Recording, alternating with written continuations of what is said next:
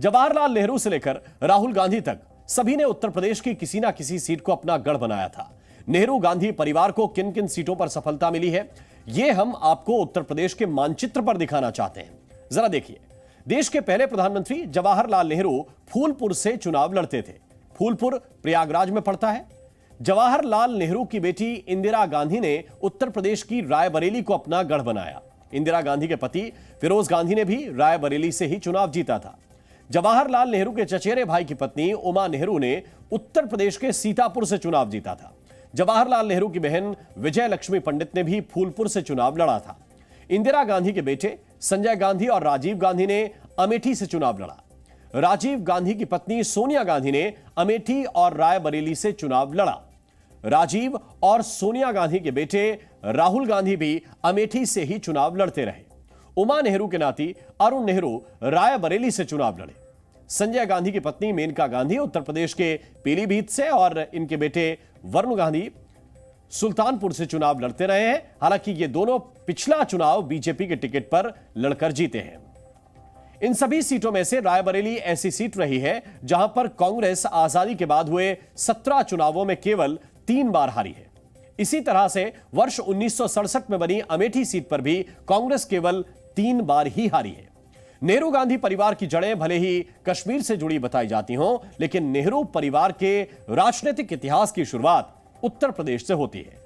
जवाहरलाल नेहरू और उनके पिता मोतीलाल नेहरू दोनों ही ब्रिटिश हुकूमत में इलाहाबाद हाईकोर्ट में वकील थे। जवाहरलाल नेहरू का तो जन्म भी इलाहाबाद में ही हुआ था। इलाहाबाद का मौजूदा नाम प्रयागराज है।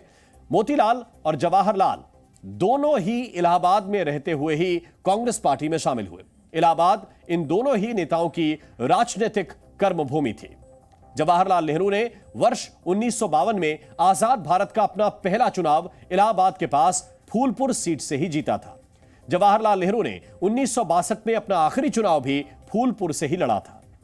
उस चुनाव में नेहरू ने राम मनोहर लोहिया को 50,000 से ज्यादा वोटों से हराया था। वर्ष 1964 में जवाहरलाल नेहरू के निधन के बाद उनकी बहन विजय लक्ष्मी पंडित ने फूलपुर से ही चुनाव लड़ा भी और जीता भी। वर्ष 1962 में ही जवाहरलाल नेहरू के चचेरे भाई श्यामलाल की पत्नी उमा नेहरू राज्यसभा पहुंची थी और यह पहली बार था जब गांधी परिवार का कोई सदस्य राज्यसभा गया हो। इसके बाद वर्ष 1964 में इंदिरा गांधी वो दूसरी नेता थी जो यूपी से ही राज्यसभा गई थी। यह अलग बात है कि राज्यसभा में 3 वर्ष बिताने के बाद ही इंदिरा ने 1967 में लोकसभा चुनाव लड़ने का फैसला कर लिया था। अब सोनिया गांधी कांग्रेस के गांधी परिवार की तीसरी सदस्य हैं जो राज्यसभा जाने वाली हैं, यानी करीब 57 साल के बाद गांधी परिवार से कोई सदस्य कांग्रेस की ओर से राज्यसभा में जाने वाला है। जहां तक इंदिरा गांधी की बात है तो वो वर्ष 1967 से 1977 तक रायबरेली सीट से लोकसभा की सदस्य रहीं। इससे पहले उनके पति फिरोज गांधी रायबरेली सीट से ही वर्ष 1952 और 1957 में चुनाव जीते थे। अपने पति की सीट पर ही इंदिरा ने भी चुनाव लड़ना शुरू किया। अमेठी लोकसभा सीट पहली बार वर्ष 1967 में बनी थी। तभी से नेहरू गांधी परिवार का कोई ना कोई सदस्य या उनका करीबी इस सीट से चुनाव जीतते रहे हैं। वर्ष 1975 के आपातकाल के बाद वर्ष 1977 में हुए लोकसभा चुनाव में इंदिरा गांधी ने रायबरेली और उनके बेटे संजय गांधी ने अमेठी सीट से चुनाव लड़ा। हालांकि इस चुनाव में इंदिरा और संजय गांधी दोनों की ही करारी हार हुई थी। आजादी के बाद वर्ष 1977 का चुनाव वो पहला मौका था जब नेहरू गांधी परिवार का कोई सदस्य उत्तर प्रदेश में किसी भी रूप से प्रतिनिधित्व नहीं कर रहा था। हालांकि वर्ष 1980 के लोकसभा चुनाव में इंदिरा और संजय गांधी दोनों रायबरेली और अमेठी सीट जीतने में कामयाब रहे थे। संजय गांधी के बाद उनके भाई राजीव गांधी ने भी वर्ष 1981 में अमेठी लोकसभा सीट से ही अपने राजनीतिक जीवन की शुरुआत की। राजीव गांधी ने वर्ष 1981 और वर्ष 1991 तक हुए 4 चुनावों में अमेठी सीट से ही चुनाव लड़ा भी और जीता भी। इस समय काल में रायबरेली सीट से नेहरू गांधी परिवार के ही अरुण नेहरू और फिर शीला कौल लोकसभा सदस्य बने।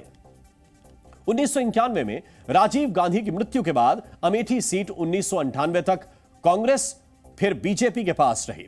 हालांकि वर्ष 1999 में सोनिया गांधी ने और फिर वर्ष 2004 में राहुल गांधी ने अमेठी सीट से ही अपने राजनीतिक जीवन की शुरुआत की। सोनिया गांधी ने इसके बाद रायबरेली को अपना गढ़ बनाया और अमेठी को इसके बाद राहुल गांधी के हवाले कर दिया। वर्ष 2004 से लेकर वर्ष 2019 यानी लगातार 4 बार रायबरेली सीट से सोनिया ही लोकसभा सदस्य बनती रहीं और राहुल गांधी वर्ष 2004 से लेकर वर्ष 2014 तक यानी कि लगातार 3 बार अमेठी सीट से चुनाव जीते। हालांकि वर्ष 2019 में यानी कि पिछले चुनाव में स्मृति ईरानी ने अमेठी सीट पर राहुल गांधी को करारी शिकस्त दी, लेकिन चूंकि राहुल गांधी दूसरी चुनावी सीट वायनाड से चुनाव लड़ रहे थे और वहां से वो जीत गए, इसलिए लोकसभा पहुंच गए। देखा जाए तो अब ऐसा लग रहा है कि वर्ष 1977 के बाद 2024 में आजाद भारत में दूसरा मौका होगा जब नेहरू गांधी परिवार का शायद कोई भी सदस्य उत्तर प्रदेश का प्रतिनिधित्व ना कर पाए। हालांकि आपका यह जानना भी जरूरी है कि इस समय नेहरू गांधी परिवार के 2 सदस्य उत्तर प्रदेश से ही लोकसभा सदस्य हैं। ये 2 लोग हैं मेनका गांधी और उनके बेटे वरुण गांधी। यह अलग बात है कि ये दोनों ही लोग भारतीय जनता पार्टी के टिकट पर लोकसभा में पहुंचे हैं। आने वाले चुनाव में उत्तर प्रदेश में कांग्रेस के गांधी परिवार की जो स्थिति बनने की आशंका है, वो हालात वर्ष 1977 में तब बने थे जब देश पर इंदिरा गांधी के शासन में आपातकाल लगाया गया था। लेकिन आज की कांग्रेस के राजनीतिक हालात आपातकाल के बाद वाली कांग्रेस से भी खराब दिखाई दे रहे हैं। वर्ष 1977 के चुनाव में आपातकाल के बावजूद कांग्रेस पार्टी को लोकसभा में 154 सीटें मिली थी, लेकिन 2014 में कांग्रेस को सिर्फ 44 और 2019 में महज 52 सीटें ही पार्टी जीत पाई। यही नहीं, वर्ष 2022 के उत्तर प्रदेश विधानसभा चुनाव में भी कांग्रेस पार्टी 403 में से सिर्फ 2 सीटें ही जीत पाई है।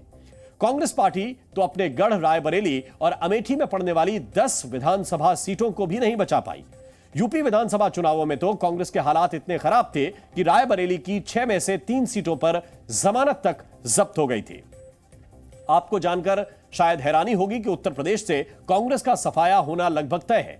पिछले विधानसभा चुनाव का उदाहरण ले लें तो कांग्रेस ने उत्तर प्रदेश की 403 सीटों में से 399 पर अपने उम्मीदवार खड़े किए थे और इनमें से 387 सीटों पर कांग्रेस के उम्मीदवारों की जमानत जब्त हो गई थी।